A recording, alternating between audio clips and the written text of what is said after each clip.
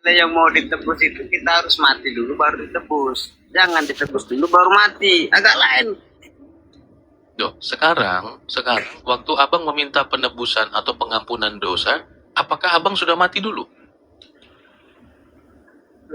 Itu kan untuk bekal kita di akhirat nanti. Loh, Untuk bekal itu bang. bekal Iyalah.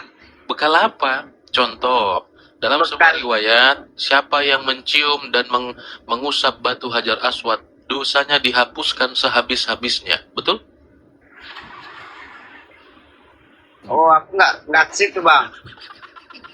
Nah, gimana kita bisa nyambung itu, Bang? Gini bang. Nah, abang percaya tidak bahwa urusan dosa itu hanya bisa diselesaikan oleh Tuhan?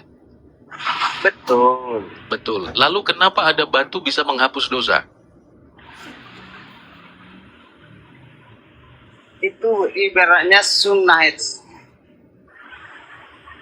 Saya bukan tanya itu sunnah, wajib, atau apapun itu, bukan. Yang saya tanya, kenapa ada batu memiliki kekuasaan seperti Tuhan? Dan tadi abang sepakat bahwa dosa itu hanya bisa nanti abang kan tadi sudah sepakat bahwa dosa itu urusannya dengan Tuhan. Kenapa ada batu memiliki kekuasaan yang sama seperti Tuhan?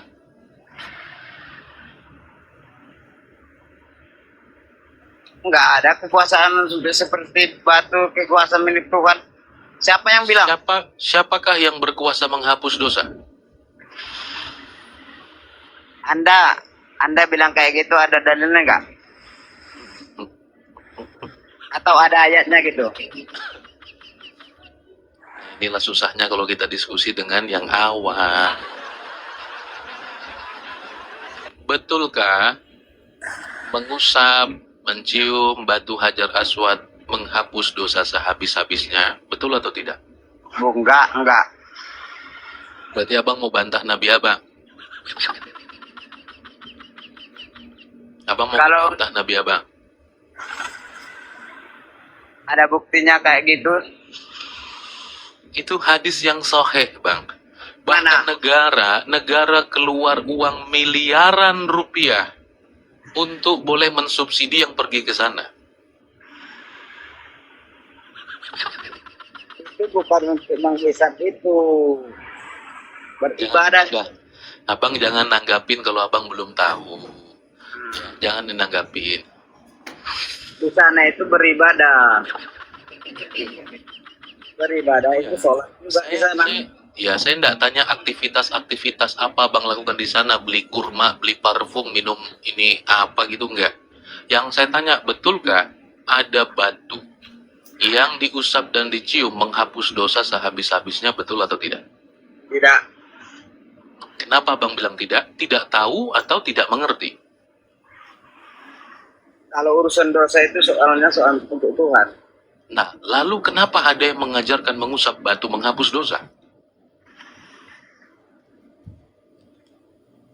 Itu salah terjemahan kau itu bang. Salah apa? Salah terjemahan itu. Salah terjemahan? Iya. Abang ada HP lain di situ? Ada HP lain? Nggak ada HP.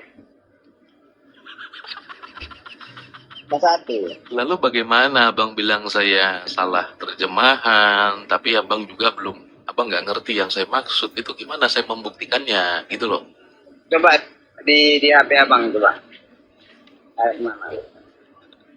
Itu ada, Pak. Jadi saya kalau ngulangnya lagi itu gimana ya? Ini perdebatan yang sebenarnya sudah cukup lama. Kenapa abang baru tahu itu? Mana? Coba. Aku mau nengok juga.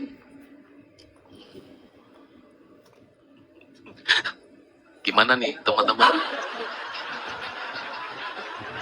Gimana, Pak? Penasaran juga, aku mau nengok dulu. Penasaran? Iya. Saya banyak nih kalau tentang bebatuan, saya banyak sekarang. Oke, tapi maksudnya begini, kalau abang baru tahu, maksud saya nanti abang boleh buka Google, ya, klik aja bang, hadis tentang Hajar Aswad. Bukan, abang tengokkan dulu di HP abang itu. Oke. Kalau memang ada kayak gitu menghapus dosa, jangan cuma ngomong aja kan, gak ada buktinya. Ya, sabar ya teman-teman. Iya mana? Iya, masalahnya kan abang nggak ada perangkat lain itu loh. Iya, kan abang bilang tadi ada batu yang bisa menghapus dosa. Mana buktinya? Nah, itu. Ya, saya kan bisa menampilkan apa namanya sebuah riwayatnya. Cuman kalau abang apa namanya tidak punya ada HP yang lain, nah itu gimana? Dari HP abang aja kan nanti aku bisa baca. Bentar teman-teman, kita carikan lagi. Tapi sambil menunggu ya, sambil menunggu karena itu di catatan saya. Teman-teman Islam itu udah banyak yang tahu bang. Kenapa bang?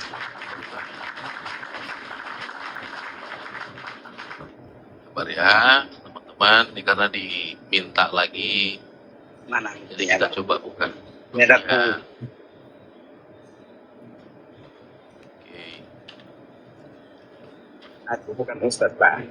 Ya, tapi aku paham walaupun sedikit nih. Bukan Ustadz tapi aku paham nih gimana. Mana? Kalau sedang merendahkan diri jangan terlalu tinggi.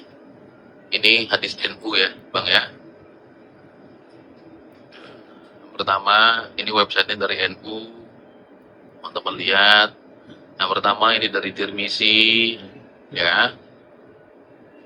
Rasulullah bersabda, Hajar Aswad turun dari sorga berwarna sangat putih daripada susu. Lalu berwarna hitam akibat dosa manusia. Ini yang pertama, kelihatan enggak? Ya, kemudian mengatakan juga dalam Sunan An-Nasai nomor 2886, Nabi Abang bilang Hajar Aswad itu berasal dari sorga. Kelihatan? Kelihatan enggak? Nah, kemudian Sahih Bukhari 1494, ya, sesungguhnya mendatangi Hajar Aswad kemudian mencium Hajar Aswad dan berkata, ini Sahih Bukhari ya, meriwayatkan dari Umar nih, sahabat Nabi. Ya. Nah, dia bilang apa?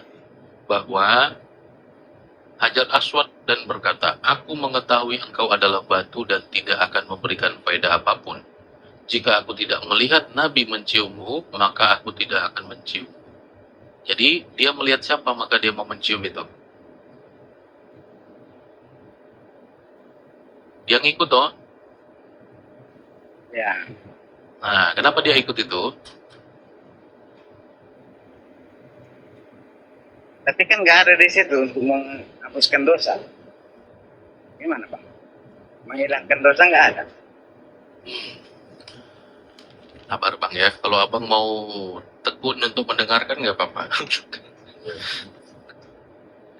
Ya, bahkan beliau menyentuh dan mengatakan nama Allah waktu apa namanya, waktu memegang batu Hajar Aswad itu.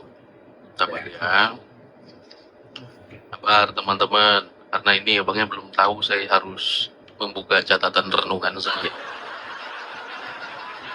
Saya tahu ada teman-teman yang ini ya, yang menemukan di luar ya. Sabar, karena ini terlalu Aku masih polos. si polos di situ bang. Kenapa bang tidak? Kalau masalah pisau kayak gitu aku ingat-ingat dikit lah soal pelajaran waktu SD. Cerita anak SD. Maksudnya kenapa abang tidak mengetahui itu gitu loh di dalam keyakinan abang? Ya, saya tahu juga itu. Tapi tinggal lagi kita masih ada yang sejarah. Kenapa Nabi itu mencium itu? Apa itu? Masih tahu dong. Abang dulu lah. Yo, kalau tahu abang sebutkan dulu sambil saya mencari. Sebutkan dulu yang abang tahu. Abang aja dulu. Tahu aku nanti. Oke. Sebentar, saya sudah menemukannya. Oke, sebentar ya, teman-teman. Ya, ini soalnya pembahasan yang lama, tapi kalau abang baru tahu, ya saya mohon izin untuk disampaikan ya. Siapa tahu juga ada teman-teman yang belum tahu, ya kan? Jadi akhirnya tahu. Oke, sebentar. Dalam sebuah riwayat Musnad Ahmad, nomor, thank you Bang Im. Oke. Abang yang baca ya Bang ya, jangan saya, silakan. Ini sahih ya Bang ya, ini sahih. Sanadnya bahkan dikatakan Hasan dari Su'aib, ini ulama hadis Su'aib Al-Arnaud ya, silakan abang baca. Bang, itu ayatmu AI itu. Aduh, kuliah kok. Yang kau baca AI itu Mbak itu. Yang mana? AI. Coba ke sini. Suruh apa itu? Suruh AI itu. Ha. Tuh, Mana AI? saya edit AI Ahmad. Apa itu? Tunggu dulu. Nah, Itu bukan AI bang, ini Al, bukan AI, barangan. AI kau baca. Lagi. Ini Al Arnaud bang, ini bukan dibacanya AI, ini dibacanya bukan AI ini abangku, ini bacanya Al Arnaud. Ini ulama hadis, bisa-bisanya abang bilang gitu. Bukan lah bang. Nah, oke lah, supaya bang cek dulu, silakan bang, baca Arabnya dulu boleh. Itu Arab gundul nggak bisa aku bacanya itu bang. Pula Arab gundul ini ada semua ininya kok. Rokada juga ada. Silakan Nggak bisa. Pak. Ya bahasa Indonesia aja nggak apa-apa. Silakan. Dalam menceritakan kepada kami dan kepada kami Semangat sedikit lah suaranya. Muhammad dan atas Yusuf dan Atta bin Sahid dari Abdullah bin Bapak dari Ibnu Umar Nabi Sallallahu Alaihi Wasallam bersabda mencium rukun Yamani dan rukun Aswad akan menghapus dosa sehabis-habisnya.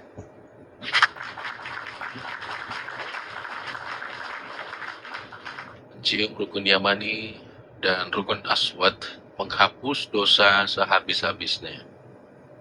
Abang udah tahu sekarang? Saya menantikan mau ngeles apa itu. Saya tunggu banget tuh. Apa bang? Ya, Iya ya. Itu juga. Dalam Musnad Ahmad 5363, rukun Yamani dan tidak mencium lainnya. Jadi banyak nih tentang cium-cium batu itu banyak sekali. coba bang, aku mau Jangan coba-coba. Gimana Iya. bang? Gimana abang menjelaskannya Abang. tadi? Rasulullah Oh. ini apa Sunan Abu Daud 1600. Apa? Rasulullah Shallallahu Alaihi Wasallam meninggalkan untuk mengusap rukun Yamani dan Aswad pada setiap tawaf. Kan begitu. Nah, dan tadi riwayatnya mengatakan menghapus dosa sehabis-habisnya. Pertanyaannya, bahwa di dalam Quran surah berapa hal tersebut, Bang? Quran surah berapa? Saya tidak tahu. Oke, nggak apa-apa, nggak apa-apa. Nah, aku awam. Saya kira, ya, kalau udah gini tadi. Kan awam kan. Saya kan mau belajar juga. Tapi tinggal lagi. Jangan belajar sama orang Kristen, abang tanya kepada ustadznya gitu. Saya kira gitu dulu Bang Burung ya, kita kasih kesempatan yang lain ya. Terima kasih.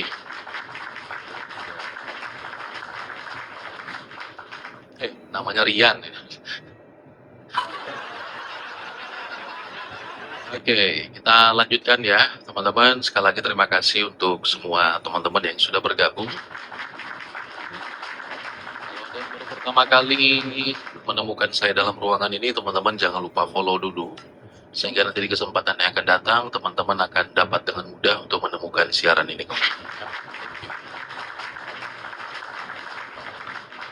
Oke, kita lanjutkan. Thank you teman-teman semua yang sudah menabur juga. Tuhan Yesus memberkati kita semua ya. Lanjut.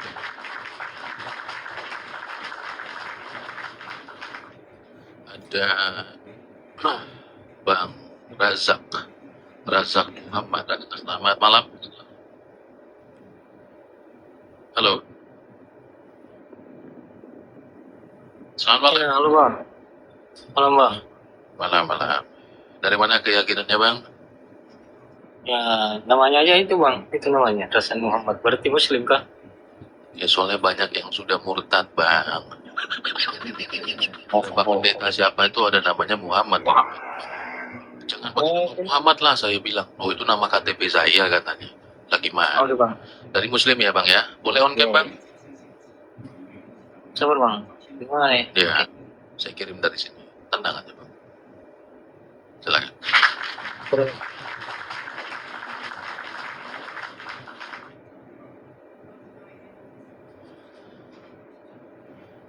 Diarahkan ke depan dong kameranya. Enggak bang. Cuma begini bang yang bisa saya tampilkan. Apa itu? Ya, buaya bang. Arahkan ke muka dong kameranya. Mau diskusi apa mau apa nih? Ini diskusi bang. Tentang tema ini bang. Iya, abang arahkan kameranya ke depan dong. Enggak bisa bang. Rusak bang. Kenapa? Susah bang kalau saya balik. Kalau saya balik, berarti nggak kelihatan muka bang. Jujur bang, rusak di kamera. Dikeluarkan sama moderator.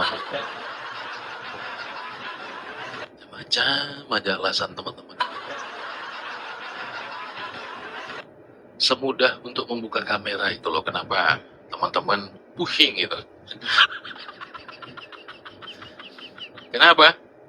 Karena masih kerja dengan Ko Aliong. Nanti kalau Ko Aliong lihat, saya nggak dapat ampau. Santai aja teman-teman. Kalau mau diskusi kan nggak apa-apa itu. Kalau mau bertanya, ya kan? Oke, sekali lagi terima kasih ya untuk semua teman-teman yang sudah bergabung.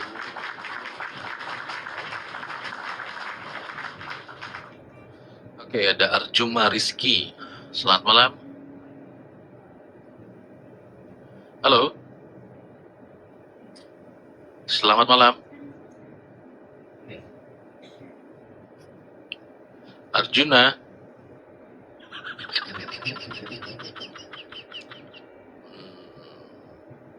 Nih, kenapa nih teman-teman? Tadi minta naik ya, kalau nggak salah. Oke, sebentar ya.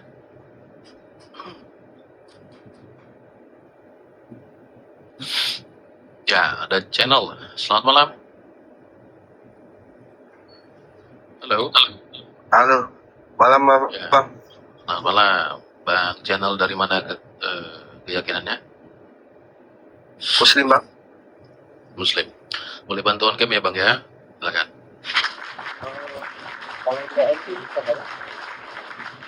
On cam aja kalau sudah bisa. Kalau tadi memang nggak bisa on cam, karena Mas bentar, karena di sini agak gelap. Di sini agak gelap, makanya saya ngomong kalau nggak oke bisa nggak kira-kira. cari yang tempat yang agak terang Bang ya. Berarti harus on cam ya? Iya dong, biar enak Bang ya.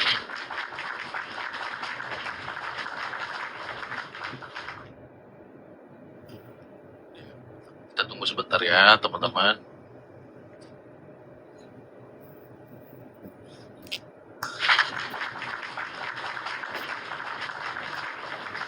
Silakan Bang, apa yang mau disampaikan? Bang, channel dari Muslim, silakan apa yang mau disampaikan? Oke. Izin boleh Bang, mau nanya? Ya. Terkait tema Abang ini waspada nabi palsu. Ya. Terus saya tadi sedikit menyimak ya Bang. Sebelumnya itu. Emang banyak sih Bang, kalau Abang nanya nabi palsu. Bahkan sebelum di zaman Nabi pun banyak yang ngaku-ngaku nabi palsu. Gitu sih, kalau saya tahu. Nggak sekarang aja, gitu. Jelas, suara keras nggak? Jelas. Ya banyak ya bang. Sekarang aja banyak yang nabi palsu. Masa tukang bakso sekarang bisa jadi nabi kan banyak. Gitu aja itu nggak pertanyaan apa ya. Kayaknya Maksud saya bahwa, tapi menurut abang, apakah kepentingan kita untuk mengetahui nabi palsu itu penting nggak? kalau menurut saya sudah dijelaskan dalam Al-Quran surat Al-Ahzab sama Al-Anbiya ya kalau nggak salah ya. Surat Al-Ahzab ayat 40, surat Al-Anbiya ayat 107. Bahwasanya Nabi terakhir itu Nabi Muhammad Sallallahu Alaihi Wasallam. Maksud Iya. saya tentang ciri-ciri nabi palsu. Saya nggak bahas Nabi palsu, kan sudah jelas ya. Kalau di sini jangan dulu, sekarang aja tukang bakso bisa ngaku Nabi. Di sini kan saya berdasarkan Al-Quran bahwasanya para Nabi Muhammad ada di Siapa yang menerima Al-Quran? Nah ini abang nanyanya nerima Al-Quran apa menerima berdasarkan tema Nabi palsu gitu. Yang Kan tema kalau- abang ya. Tema abang yang kita bahas dulu. Tema abang kan nanya. Saya kan bertanya begini, bahwa Ya sudah jelasan Iya. kalau Nabi palsu itu jangankan dulu sekarang aja tukang bakso saya nggak tanya dulu, saya nggak tanya sekarang, karena yang sekarang kan tidak menjadi dasar baik di keyakinan abang dan saya. Yang kita tanya Suara saya jelas ya. Tapi suara saya jelas masih ya. jelas Oke. bahwa kalau fungsi daripada kenabian singkatnya kan adalah menyampaikan suara Tuhan kepada umat. Kira-kira begitu ya bang ya. Betul. Nah, kalau yang menyampaikan firman Tuhan kepada manusia ternyata adalah nabi palsu, kira-kira itu bahaya kan? Kalau itu yang abang pertanyakan dalam konteksnya seperti itu, ya bahaya lah. Kalau itu yang mempertanyakan.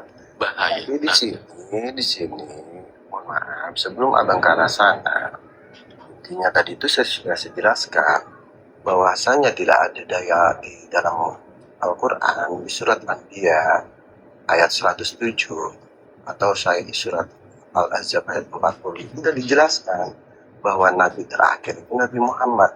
Jadi yang mengaku-ngaku Nabi setelah beliau ataupun zaman sekarang ini itu sudah tidak ada lagi karena tidak ada penjelasan lagi di kitab-kitab bahwasanya nanti setelah Nabi Muhammad ada Nabi lain. Itu nggak ada di kitab. Saya tanya di kitab apa atau di kitab yang lain kan nggak dijelaskan. Di Al-Quran juga tidak dijelaskan gitu. Nabi yang nah, iya sudah berarti kalau siapa bilang bahwa, kan abang bilang begini, bahwa setelah nabi saya tidak ada nabi lain. iya itu dijelaskan sama kitab saya. Lalu bagaimana sebelum keyakinan abang ada yang mengatakan bahwa akan datang nabi palsu?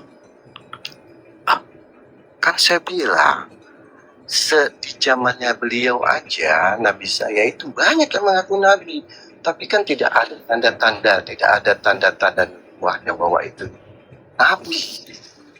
Tidak ada tanda-tanda bahwa Tentu itu saja kan abang tidak utusan. meyakini. Kok memang tidak saya yakini lah kan karena yang terdapat dalam sebuah kitab itu yang ada tanda-tandanya. Yang abang yakini kan hanya Islam, maka yang Oh. percaya adalah orang Islam. Nah, saya juga Kalau kemudian sebentar. bahwa sabar gantian sebentar bang, supaya abang tahu maksud saya. Oke, nanti Abang memberikan batasan. Kitab suci saya menjelaskan setelah beliau tidak ada lagi. Sialnya adalah bahwa Alkitab, ya, kitab Injil sudah menyatakan, ya, tentu saja itu adalah kitab yang duluan sebelum keyakinan abang, sudah menyatakan bahwa akan ada nabi palsu. Jadi satu-satunya tempat atau bangku yang ada, yang akan datang, ya, dan akan menyesatkan, itu Alkitab katakan adalah nabi palsu. Nah, lalu bagaimana mungkin ada yang lain memberikan batasan semacam itu? Sementara Alkitab sudah menyatakannya. sudah Ciri-cirinya disebutkan dalam Alkitab. sudah ya. Saya ya. Itu kan berdasarkan agama abang. Kalau berdasarkan agama abang bahwasanya setelah Nabi atau Tuhan abang itu tidak ada Nabi lain, ya itu sah-sah aja. Konteksnya itu berdasarkan agama dan keyakinan abang. Sementara di sini sudah dijelaskan menggunakan agama Islam, keyakinan saya, kitab saya di Al-Quran, bahwasanya Nabi terakhir itu Nabi Muhammad. Keterangannya dari mana? Dari surat Al-Anbiya ayat 107, dari surat Al-Ahzab ayat 140. Kan sudah jelas. Jadi kalau abang persamakan itu, abang artinya oh nggak bisa, ini menurut agama saya, ya silakan, ya nggak bisa juga, ini menurut agama saya. Jadi ya nggak bisa disamakan gitu loh. Jadi jangan, jadi kalau abang berdasarkan agama abang, kalau abang berdasarkan agama abang, berarti abang semua itu harus berdasarkan agama abang. Ya enggak, di sini kan ada selain agama abang ada agama yang lain gitu. Masalahnya bang, masalahnya Kita di bang, sini berdasarkan konteks agama masing-masing gitu. Berdasarkan masalahnya dari- di sini bang Cip, apalagi masalahnya kan sudah jelas. masalahnya Sekarang saya mau nanya, satunya. saya sekarang mau nanya dulu. Sekarang dulu dong. Saya mau nanya dulu sekarang. Kan saya udah jelaskan tadi itu. Satu statement aja, satu Saya statement. sudah jawab. Satu-satunya keyakinan yang mengklaim menyempurnakan kitab-kitab terdahulu, membenarkan kitab-kitab terdahulu, hanya Islam. Tidak ada keyakinan yang lain yang menyebutkan kami menyempurnakan, membenarkan, dan bla bla bla. Hanya keyakinan abang. Dan statement itu berdiri sendiri berdasarkan keyakinan abang, tidak pernah didukung oleh kitab-kitab manapun. Nah, waktu abang mengatakan bahwa itu kan berdasarkan kitab suci kami, itu klaim dari kami, kan begitu. Yang dimana kitab suci abang juga mengklaim tentang membenarkan kitab-kitab terdahulu. Dan juga orang-orang yang menyempurnakan kitab-kitab terdahulu, yang barangnya nihil, kosong, tidak ada yang diketahui siapapun. Itulah yang saya sebutkan, teman-teman dari lintas iman itu dipaksa beriman kepada kitab-kitab yang teman-teman tidak punya. Itu maksudnya. Abang lagi ke mute. Mic-nya dibuka dulu. Ya. Jadi gini bang, apa yang abang jelaskan itu tidak saya salahkan. Abang bilang di konteksnya agama kami membenarkan ajaran sebelumnya. Betul, iya. Apa yang dibenarkan? Iya, bahwasanya ada Nabi Isa. Nabi Isa menurut agama kami, Yesus menurut Tuhan yang abang sembah. Itu benar. Loh, apanya yang loh? Itu kan ada di Isa- Al-Quran kan? Isa disalibkan?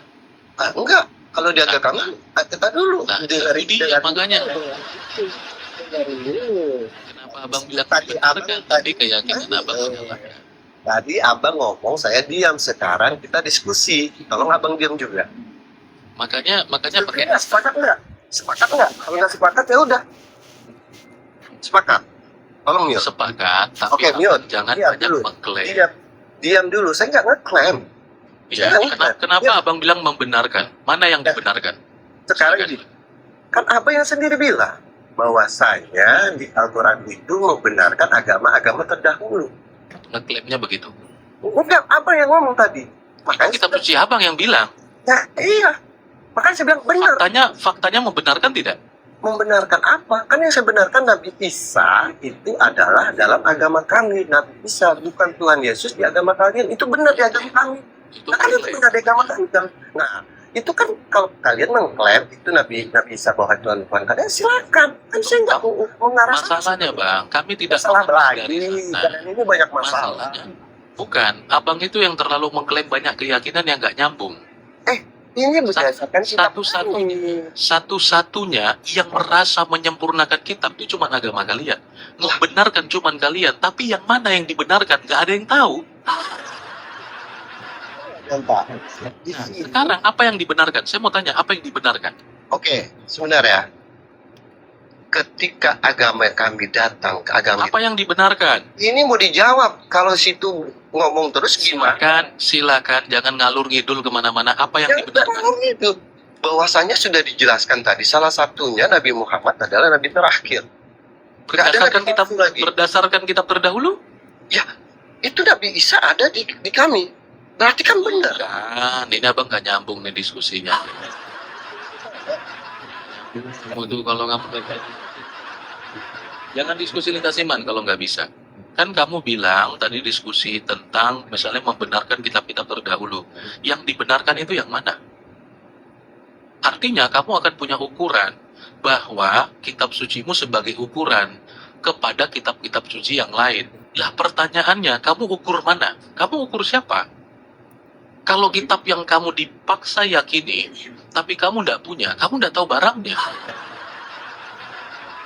Jadi kalau ndak pernah diskusi lintas iman, jangan dipaksakan. Ya, logikanya tuh lompat-lompat kemana-mana. Ya. Kalau nggak biasa seperti itu ya. Oke, kita lanjutkan dulu, teman-teman. Itu dia. Dan kita harapkan bahwa teman-teman yang biasa diskusi lintas iman, kalau nggak biasa, itu kan ya main klaim-klaim begitu. Terima kasih, Bu Grace, Tuhan berkati ya. Satu-satunya keyakinan, sekali lagi ya, dalam konteks diskusi lintas iman, satu-satunya yang penuh dengan PD, kami penyempurna.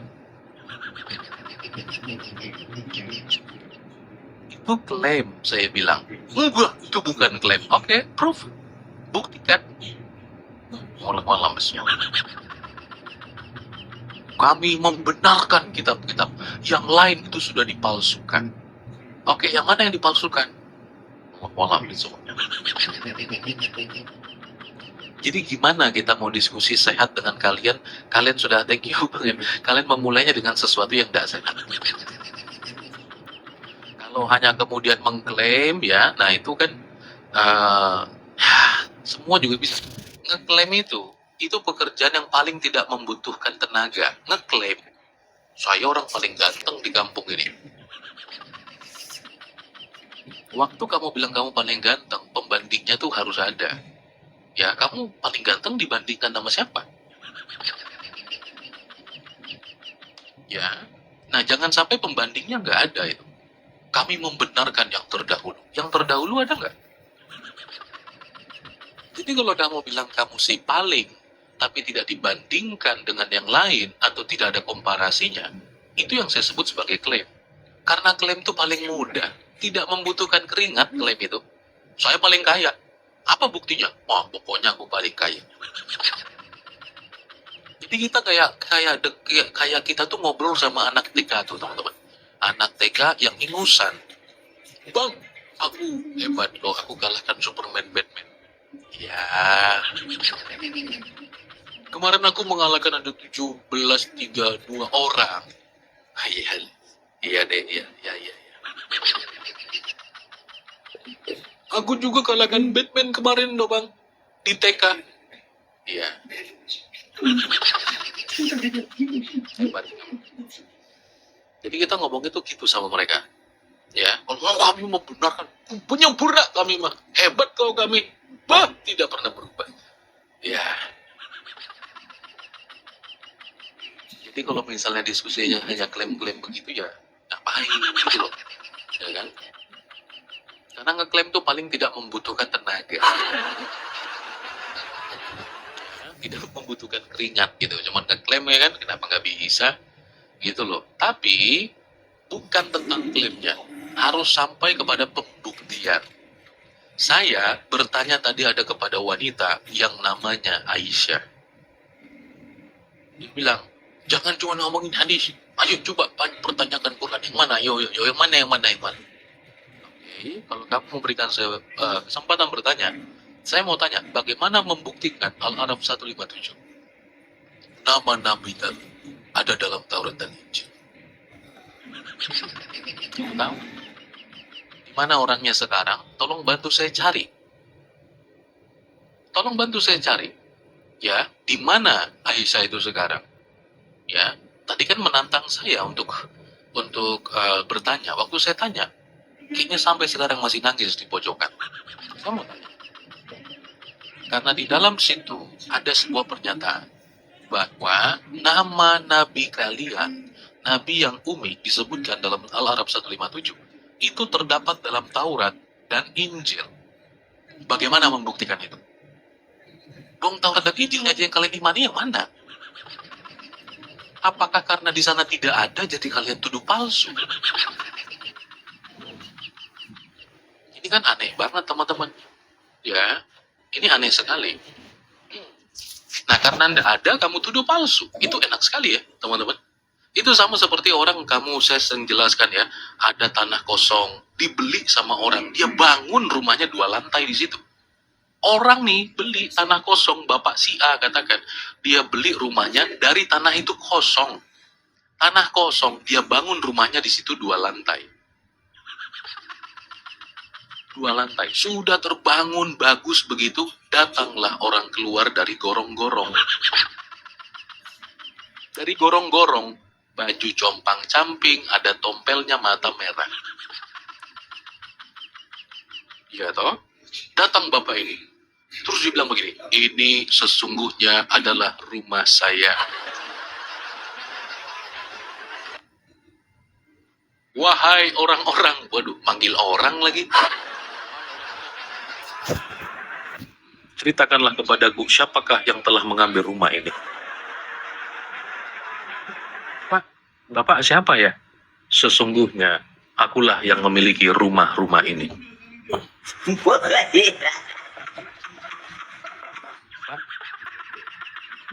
rumah ini, itu punya rumah Bapak si A. Dia bangun ini dari nol. Sesungguhnya itu adalah sihir yang nyata.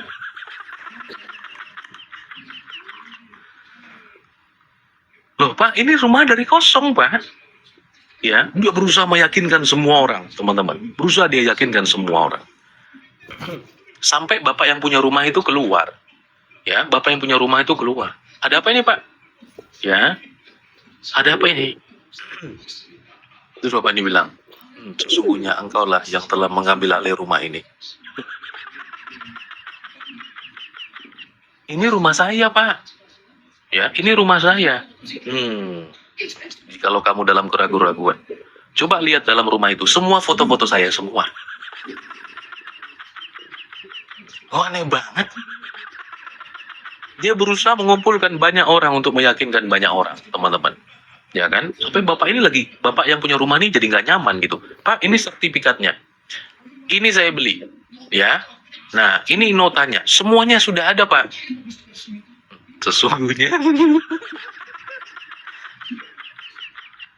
Sesungguhnya itu hanyalah bualan manusia. Kalau mau ayo sama-sama kita lihat masuk ke dalam rumah itu. Itu semua foto-foto di rumah ini adalah foto-foto saya semua. Wah, ini rumah saya kok Pak, foto saya lah. Jadi kalau kamu dalam keraguan-raguan, mari kita masuk ke dalam. Akhirnya teman-teman masuklah mereka semua. Oke Pak, ayo kita lihat. Pas masuk teman-teman, memang tidak ada fotonya. Apa yang dia bilang?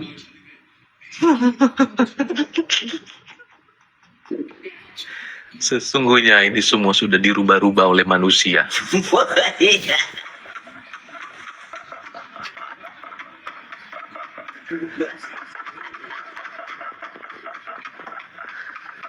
Mereka menggantinya dengan harga yang murah.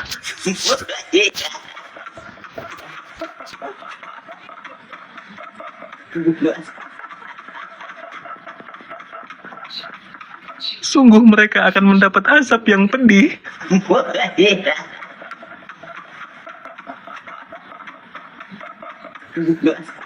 Astaga, bisa begitu teman-teman. Kamu bayangkan itu, tanah kamu beli tiba-tiba orang ngomong seenaknya begitu. Coba pikirkan.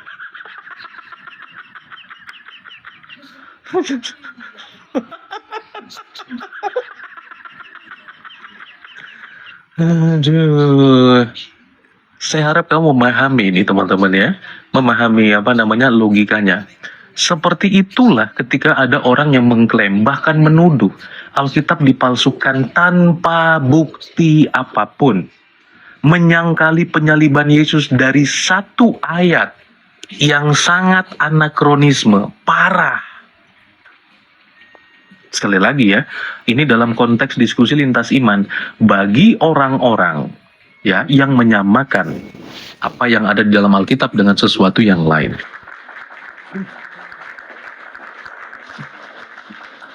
Itu dia. Ya, nah saya harap teman-teman mengerti ya. Jadi kalau kita dengar mereka itu mengatakan bahwa Alkitab sudah dirubah-rubah lah, ya kan, tanpa satupun bukti, please teman-teman harus mengerti ini.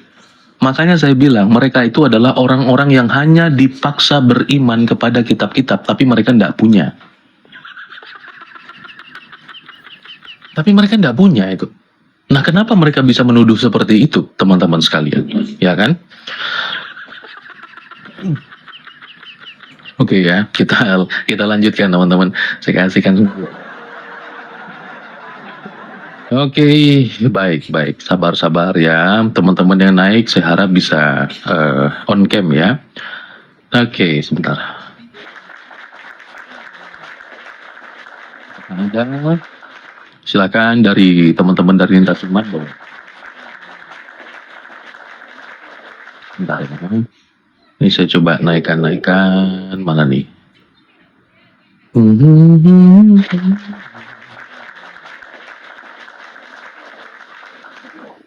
Ada user 415. Halo.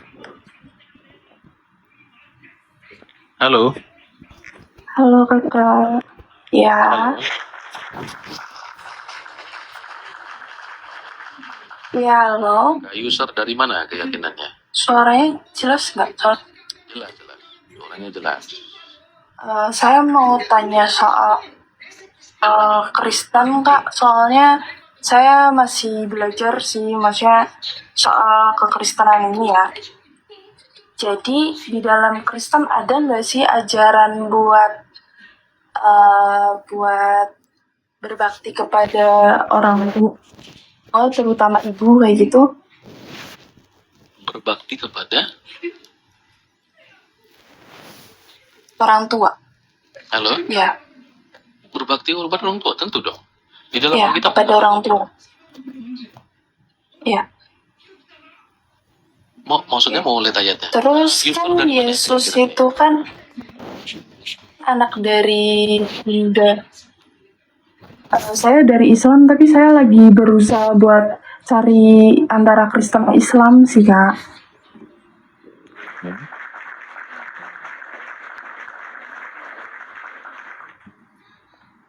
Silakan. Saya harap jangan, maksudnya kita ngobrol santai aja gitu. Maksudnya Tapi suaranya sister agak delay. Nabi Isa ini, iya soalnya jaringannya susah banget. Silakan. Bentar. Saya berusaha untuk mendengarnya. Silakan. Oke. Nabi Isa alias Yesus ini kan kata kalau di dalam Islam itu pribadi yang sama. Nah, Yesus ini adalah anak dari Bunda Maria ya kalau nggak salah. Nah, Bunda Maria ini seorang ibu, dan siapakah ini Bunda Maria ini sampai menjadi seorang ibu dari Tuhan?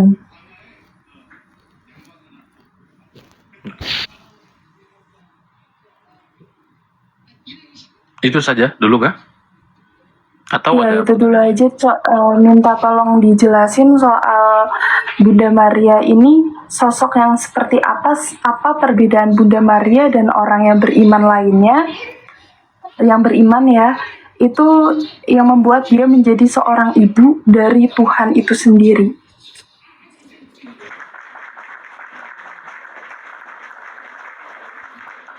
Oke, saya harap Kak user bisa mendengar suara saya dengan baik, bisa ya? Oke ya, suara Iya, saya bisa. Oke ya, oke. Nanti Aman. baik, nanti saya mute dulu kakak kalau sudah selesai, karena suaranya agak membal ke saya, agak kembali. Oke, yang pertama tadi berbicara tentang apakah ada di dalam Alkitab ya ceritanya tentang menghormati orang tua, ya ayah atau ibu gitu ya. Jadi kalau kita ngomong orang tua atau parents ya, itu kan suami istri atau ayah dan ibu gitu. Nah, ayat-ayat di dalam Alkitab itu banyak sekali ya, bagaimana mengatakan tentang penghormatan kita, penghargaan kita kepada orang tua. Di antaranya misalnya Ulangan 5 ayat 16. Hormatilah ayahmu dan ibumu seperti yang diperintahkan kepadamu oleh Tuhan Allahmu, supaya lanjut umurmu dan baik keadaanmu di tanah yang diberikan Tuhan Allahmu kepadamu. Keluaran 20 ayat 12. Hormatilah ayahmu dan ibumu supaya lanjut umurmu di tanah yang diberikan Tuhan Allahmu kepadamu. Nah, kemudian juga di dalam perjanjian baru, Efesus 6 ayat yang pertama, dikatakan, hai anak-anak, taatilah orang tuamu di dalam Tuhan, karena haruslah demikian. Nah, jadi penghormatan terhadap orang tua, ya itu ditekankan di dalam Alkitab pula. Bahkan itu berbicara berkelanjutan hidup orang. Nah, jadi kalau orang tidak menghormati orang tuanya di dalam Tuhan, gitu ya, di dalam Tuhan, nah itu berbicara keberlanjutan, kesuksesan, keberlanjutan kehidupan, keberlanjutan berkat. Nah, itu menjadi masalah kalau kita tidak menghormati orang tua. Itu dijelaskan di dalam Alkitab. Nah, kemudian tadi dikatakan bahwa apa sih bedanya Bunda Maria itu dengan yang lain, sehingga dari sanalah lahirnya Sang Juru Selamat. Nah, oleh karena itu, yang pertama kita mulai dari Proto-Evangelion. Proto-Evangelion itu Kejadian 3:16. Maksudnya apa? Di sanalah pemberitaan Injil pertama kali. Pemberitaan Injil itu maksudnya kabar baik, Kak User. Ya, itu Proto-Evangelion. Yang artinya di sana pemberitaan pertama kali ada kabar sukacita bagi dunia. Yakni dikatakan apa? Dalam Kejadian 3:16, keturunan perempuan ini, ya, kan tidak lazim bahwa keturunan menurut tradisi Yahudi itu dijelaskan dari perempuan. Ya, nah, tetapi keturunan itu selalu dihitung dari laki-laki. Tapi khusus berbicara Proto-Evangelion, pemberitaan Injil pertama kali, itu dijelaskan bahwa keturunan perempuan ya akan meremukkan kepala iblis. Itu dikatakan ya. Jadi keturunan perempuan itu akan meremukkan kepala iblis, kepala ular tadi ya, yang menggoda manusia, dan itu disebutkan di sana. Nah, maka penggenapannya itu ada di dalam Perjanjian Baru kepada Bunda Maria. Nah, kemudian dikatakan apa bedanya dengan lain? Tidak ada bedanya. Tidak ada bedanya. Bunda Maria adalah manusia biasa. Yang dia manusia biasa dari antara semua manusia yang dipilih Allah ya karena dia orang Yahudi, dia hidup di dalam Taurat ya, dan karena kesalehannya. Jadi dia dipilih itu bukan karena dirinya, tapi karena Allah mau pilih. Tidak ada yang bisa mempengaruhi Allah di dalam pilihan. Begitu pula ketika bangsa Israel dipilih oleh Allah. Ada bangsa yang lebih bagus, ada bangsa yang lebih baik. Tapi ini bicara pilihan Tuhan. Dan pilihan Tuhan tidak mungkin salah. Ketika Allah memilih Bunda Maria, ya, dan kita bisa melihat respon beliau, respon Bunda Maria. Dia berkata, sesungguhnya aku ini adalah hamba Tuhan. Jadilah menurutmu apa yang kau kehendaki. Ya, jadi dia betul-betul mengetahui ya bahwa semua bangsa Israel, orang-orang Yahudi itu menantikan Mesias. Dan mungkin Bunda Maria, ini bukan mungkin, saya yakin pasti dia tidak tahu bahwa waktu penggenapan itu tiba pada dirinya. Karena semua orang menantikan itu. Semua orang menunggu itu, tapi tidak tahu kapan masanya. Ya, waktu malaikat berkata kepada Bunda Maria bahwa dialah yang Tuhan pilih agar kemanusiaan Kristus, Mesias itu lahir melalui rahim Bunda Maria. Itu dia. Ya, jadi kalau ditanya kenapa haruskah Bunda Maria? Misalnya, kalau kita baca konteksnya, maka Bunda Maria telah dipilih. Ya, telah dipilih. Bisa nggak kemungkinan Bang ada ya sesuatu yang lain? Nah, kalau kita ngomong mungkin itu akan sangat luas. Tapi di dalam yang sudah dinyatakan, yang sudah pasti bahwa Bunda Maria telah dipilih, ya, untuk dari sana datang Sang Mesias. Seperti itu, Kak User. Tuhan memilih.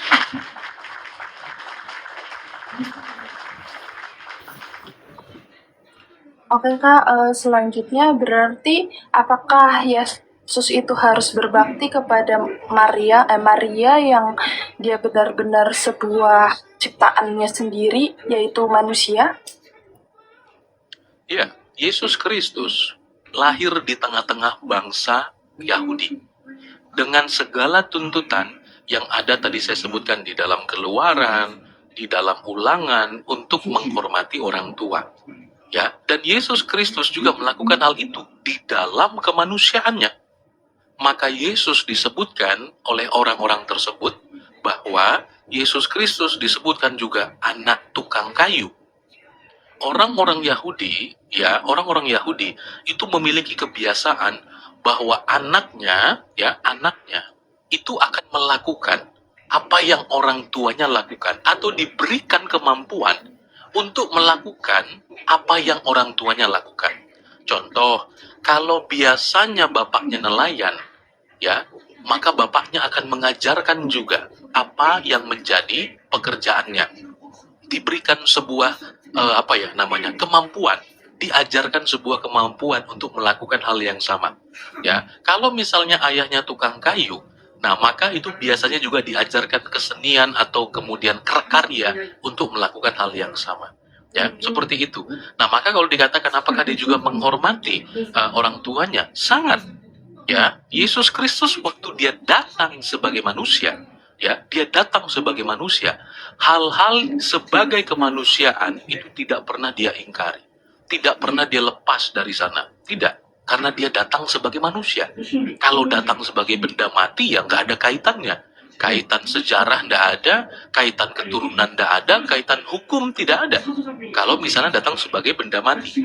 Karena Yesus datangnya dari rahim Bunda Maria yang eksis latar belakang Yahudi, maka Yesus pun berkaitan dengan kemanusiaannya Bunda Maria yang adalah seorang Yahudi. Seperti itu, Kak Yusuf.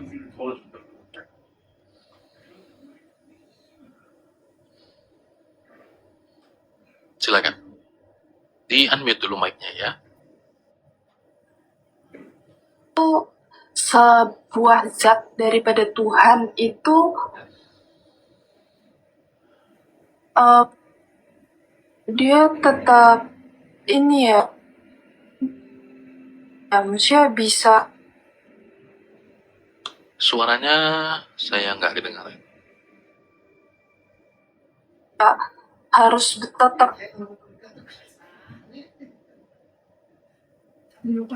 Suaranya nggak kedengaran, Kak. Sinyalnya. Jadi kayaknya ini ada salah fokus mengenai Tuhan dan Allah nih, teman-teman. berbakti kepada manusia ya.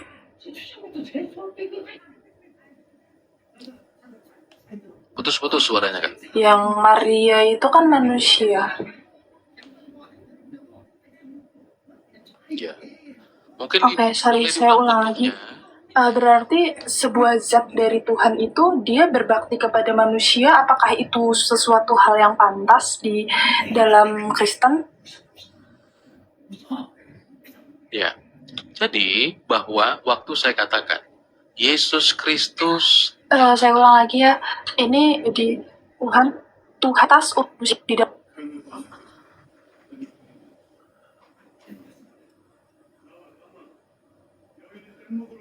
atau mau sekali lagi disebutkan pertanyaannya boleh karena putus-putus. Apakah Tuhan yang Maha Kuasa tadi, gimana? Apakah Tuhan yang Maha Agung, Maha Tinggi, Maha Segalanya itu pantas untuk berbakti kepada manusia, yaitu Maryam? Baik. Nah, pertanyaannya apakah pantas tadi Tuhan yang bla bla bla? Maka persoalannya adalah bahwa Yesus Kristus kan datang sebagai manusia, kan? Yesus Kristus itu datang sebagai manusia.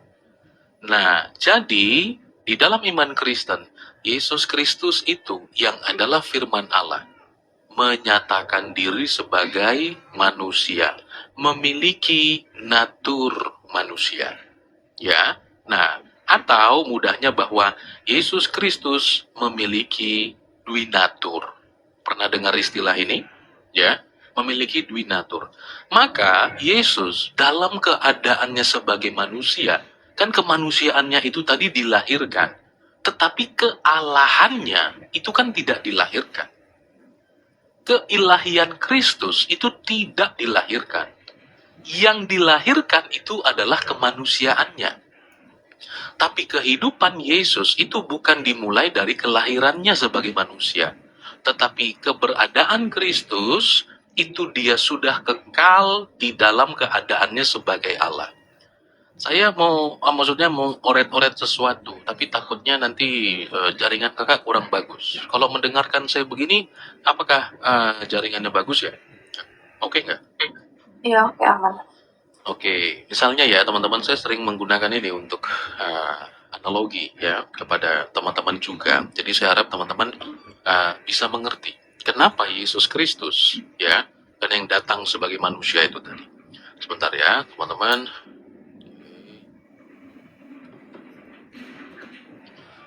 Nah, jadi kan dalam iman Kristen, kan Tuhan Yesus yang kami kenal sebagai Allah, itu kan adalah Allah Tritunggal. Allah yang esa.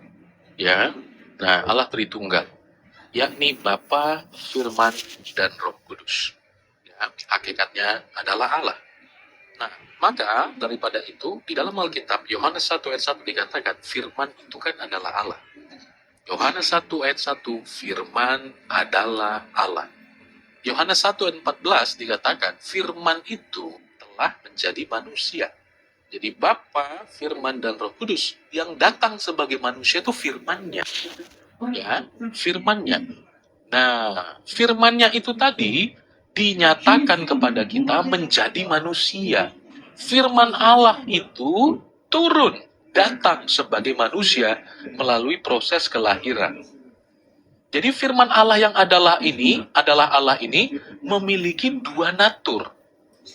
Ya, naturnya sebagai ilahi yang tentu saja tidak dilahirkan, tetapi kedatangannya sebagai manusia, ya, kemanusiaannya ini dilahirkan. Yang kita tahu namanya adalah Yesus Kristus melalui proses kelahiran ini tadi. Berarti itu seperti Nabi Adam. Nabi Adam? Ya, Nabi Adam itu kan dia diciptakan dari Allah langsung kan, tanpa perantara ibu dan ayah bahkan justru. Ya pasti tidak dengan ibu dan ayah, karena dia manusia pertama. Iya, jadi tidak ada bedanya sama Adam. Justru malah Adam tidak ada ibu dan ayah. Yesus ini sendiri malah pakai ibu. Kenapa dianggap menjadi Tuhan? Karena ciptaan Tuhan langsung kayak gitu loh. Bukan karena itu sama sekali. Justru Adam kan diciptakan oleh firman Allah. Adam diciptakan oleh firman Allah. Dan firman Allah yang tadi kita sebutkan, ya firman Allah itu yang menjadi manusia. Adam tidak punya praeksistensi. Tapi Yesus Kristus sebelum dia datang sebagai manusia, dialah firman Allah yang adalah Allah. Jadi itu sesuatu yang sangat berbeda sekali. Berarti sosok Allah sama firman ini sesuatu hal yang berbeda. Maksudnya dia kayak nge-cloning kayak gitu. Nge-cloning.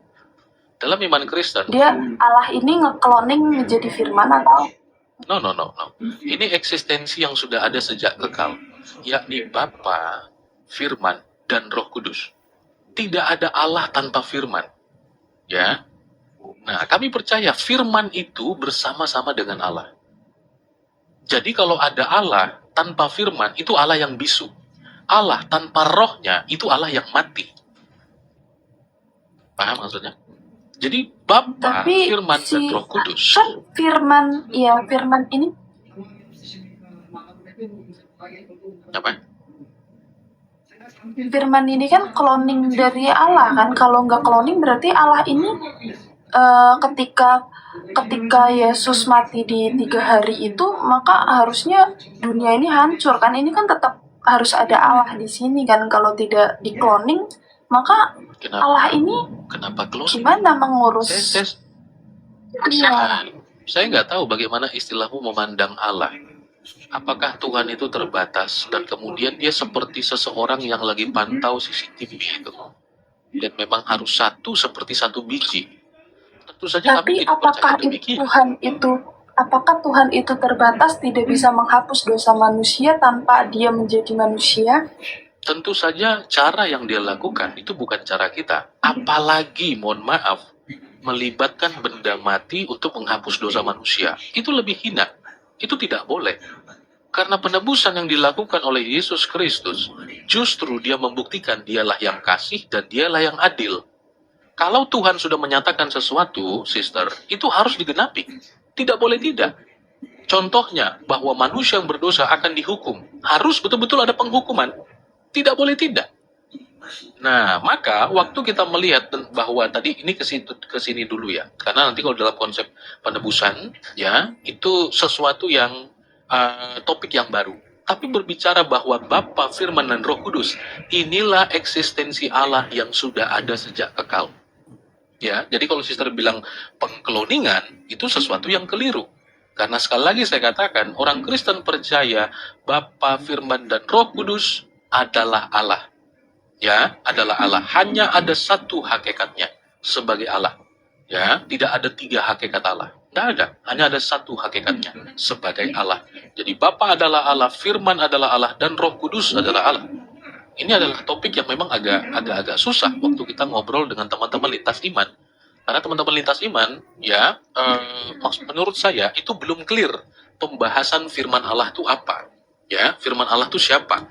Nah, itu belum clear. Makanya suka apa ya, teman-teman, suka agak kesulitan kita menjelaskan firman itu apa kepada teman-teman lintas iman. Gitu. Oke, lanjut lagi di perkataan Yesus di Satu lagi ya, sister ya. 18:21, coba dicek dulu ya, di Satu Yesaya pertanyaan lagi. 18:21. Sister tidak open cam, jadi saya kasih kesempatan satu lagi terakhir, ya. Ya, silakan dibacakan.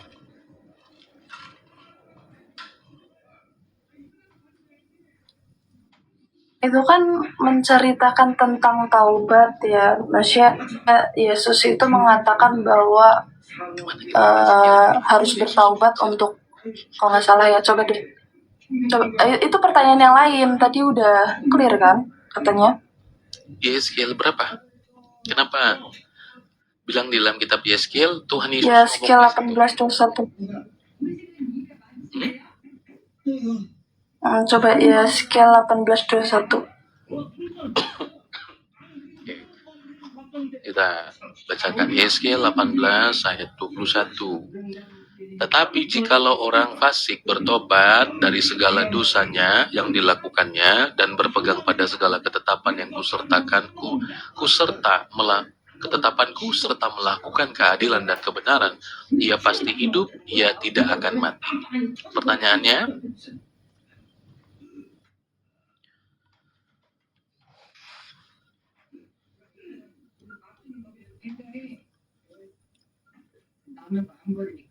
halo? Pertanyaannya apa sih? Pertanyaannya kenapa katanya kalau tidak percaya Yesus itu disalib, maka dia akan mati. Kalau di sini ya Yeskiel 18:21, kalau dia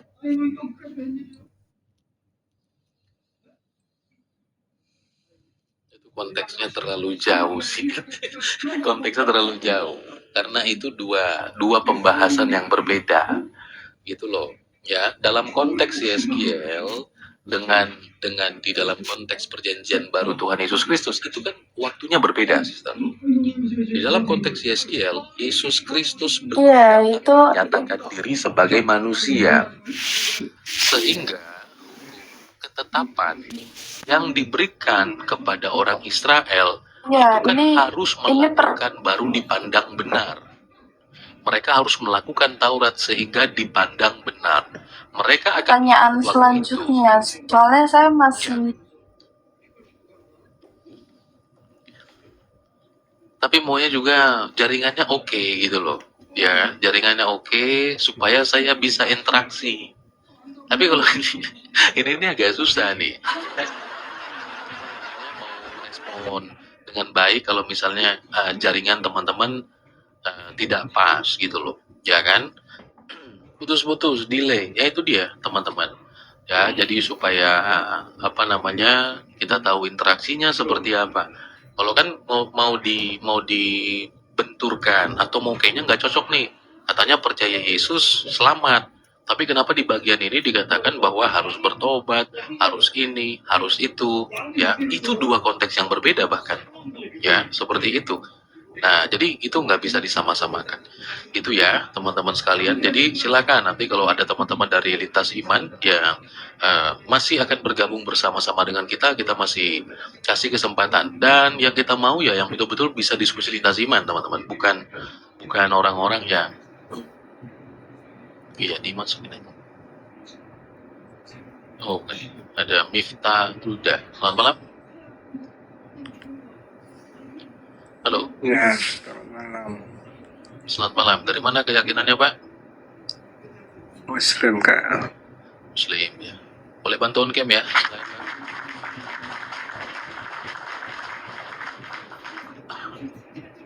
Silakan Pak. Ya kayaknya saya udah pernah ngobrol nih Bang. Mau tanya ya, Ya, mau tanya, ya. mereka yang mencambuk dan mereka yang mencambuk Yesus itu bisa masuk neraka atau masuk surga ya? Kayak, Tergantung mereka percaya atau tidak Pak. oh gitu. Ya.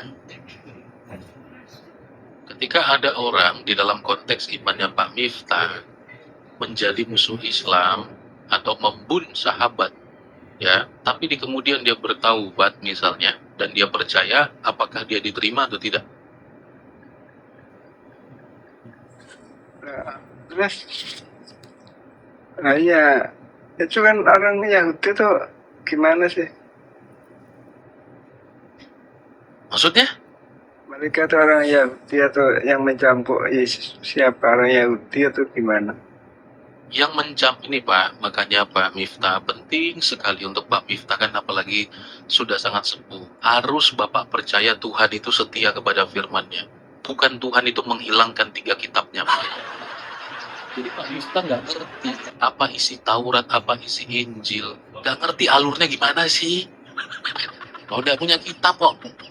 Pak Miftah harus tahu bahwa orang Romawi itu kan penguasa di situ.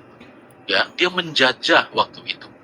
Jadi orang-orang Yahudi ya itu mengikuti atau harus tunduk kepada hukum yang dibuat oleh orang Romawi. Jadi penentu terhadap sebuah hukuman itu orang Romawi waktu itu. Maka orang-orang Yahudi mendesak supaya ahli Taurat dan orang Farisi, imam-imam mendesak supaya Yesus Kristus itu disalibkan. Jadi yang menghasut itu imam-imam, ahli Taurat dan orang Farisi, ya, yang menjadi eksekutornya adalah orang Romawi. Itu loh Pak. Terus orang Romawi yang jadi eksekutor itu apa paham kalau Yesus itu sebagai juru selamat untuk menebus dosa dan Sebagian besar mereka tidak paham. Sebagian besar mereka tidak paham. Jadi urusan mereka bukan urusan kebenaran, adalah melaksanakan perintah dari Pilatus. terus apa hubungannya dengan penebusan dosa dan Loh, mereka eksekutor Pak. enggak, katanya kalau Yesus itu mati untuk menebus dosa dan terus hubungannya apa? Kan orang Roma sendiri nggak paham tentang penebusan dosa. Ya memang bukan urusannya dengan orang Romawi. Bukan orang Romawi, Pak.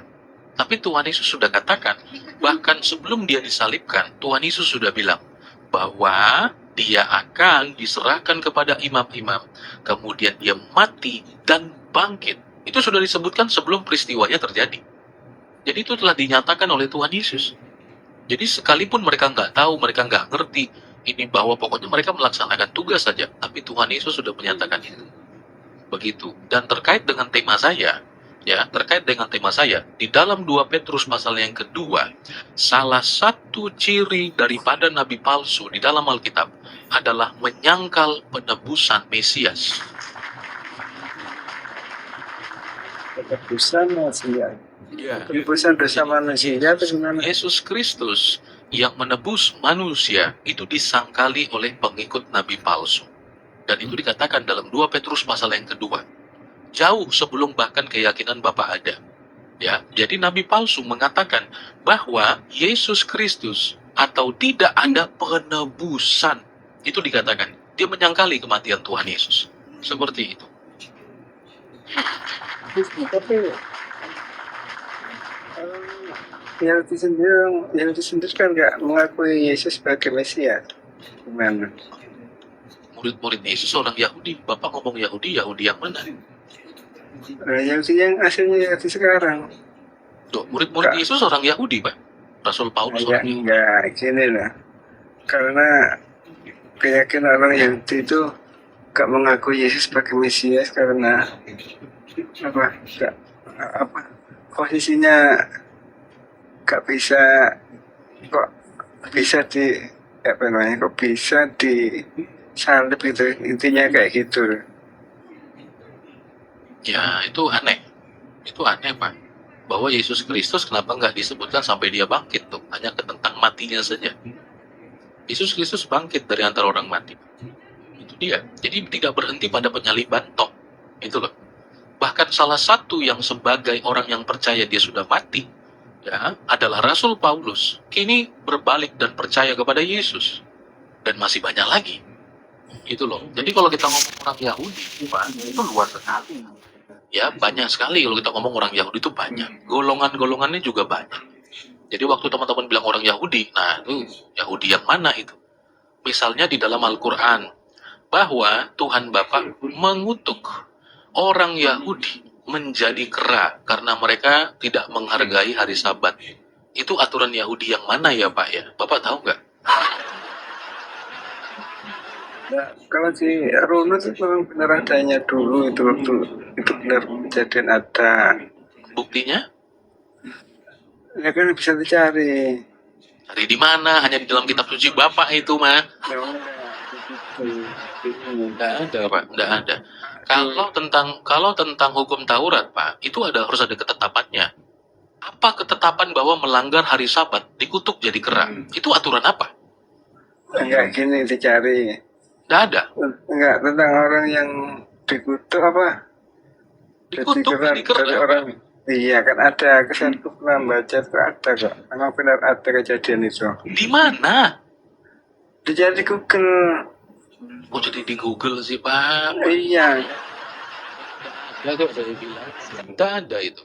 Yang kita cari di Google itu Pak, betulkah ada aturan Yahudi, aturan Taurat, orang yang melanggar hari Sabat dikutuk jadi kera? Itu pertanyaannya.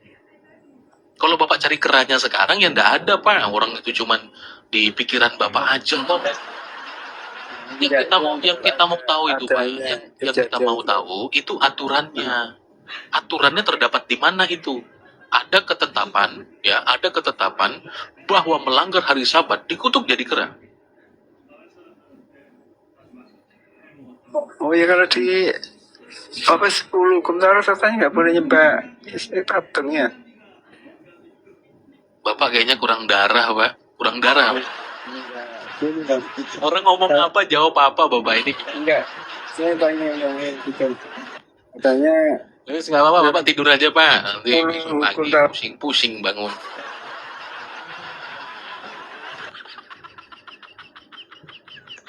Ya, saya sapa dulu ya. Shalom, selamat malam, Pastor.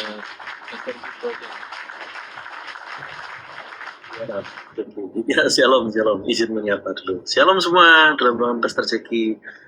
Baik yang di YT juga ya, dalam TikTok juga. Semua bagaimana kabar hari ini, minggu ini juga ya. Tuhan Yesus tidak bisa berhenti mengasihi kita. Yang bisa berhenti adalah kita. Jangan sampai kita berhenti mengasihinya. Lalu menjadi mengasihi baginda palsu, baginda sempurna, nabi palsu, idola-idola, termasuk mengasihi kepada diri kita sendiri. Jangan. Tuhan tidak berhenti mengasihi kita, maka kita juga tidak boleh berhenti mengasihi Dia.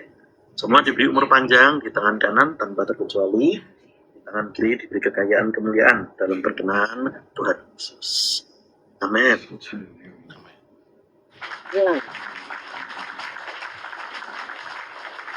Kalau Bapak yang tadi itu menjawab kera mungkin nggak bisa, tapi kita ingat teori Charles Darwin bahwa manusia itu bukan, menurut Charles Darwin kan evolusi gitu ya, tapi kan kita tahu bahwa dari ilmuwan selanjutnya dan sebelumnya tidak mempercayai itu, juga dari berbagai kitab suci bahwa manusia itu adalah bukan dari kera, tapi ciptaan Tuhan dari tanah. Jadi kita nggak mau punya Allah yang menyamakan manusia seperti kera.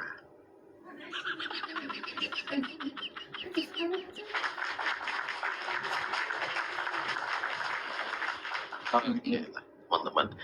Oke, kita lanjut ya. Sekali lagi teman-teman, terima kasih yang sudah bergabung.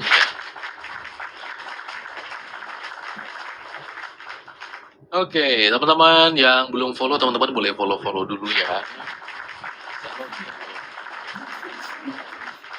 menyapa-nyapa semuanya, saya ucapkan selamat datang dan selamat bergabung untuk semua teman-teman sekalian ya. Kita masih memberi kesempatan bagi teman-teman dari Lintas Iman, kalau ada yang mau ditanyakan tentang Alkitab dan iman Kristen, kita persilahkan. Oke. Selamat malam. Halo. Ya, selamat malam Bang. Ya, Bang Amin dari mana keyakinannya? Netral Bang, Hah? kepercayaan.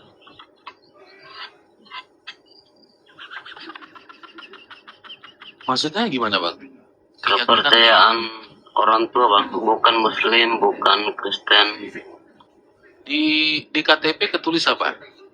Tertulis Kalau KTP kepercayaan Bang, apa itu? agama kepercayaan.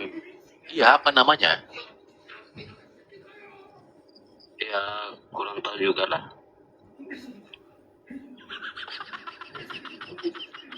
Ya, biasanya kan ada kejawen, ada apalagi tuh. Kan ada Bang. Itu. Masa nggak ada namanya? Kepercayaan gitu aja. Iya, kepercayaan. Abang asalnya dari mana sih? Dari Raja Bang. Dari Toraja. Iya, Oke. Apa urusan Kakanda ada kemari? ini Bang. Aku bingung ini Bang. Itu Tuhan itu berapa ya? Banyak ke apa?